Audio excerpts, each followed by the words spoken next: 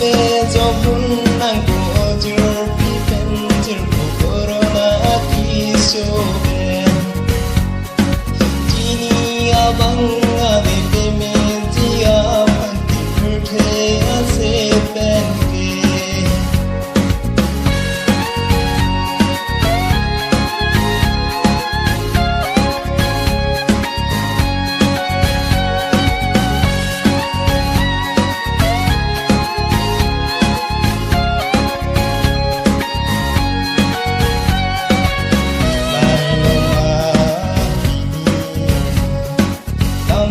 Puraki sulang kanu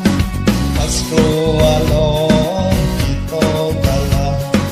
Jeko pando jo Piniyarni Itlang luma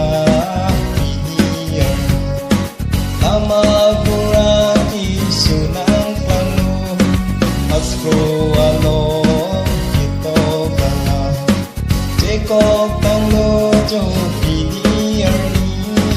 Yang litang lojong parodane nama buraki su 대표적인 난고줄 비벤질 코로나 기소에 지니야 방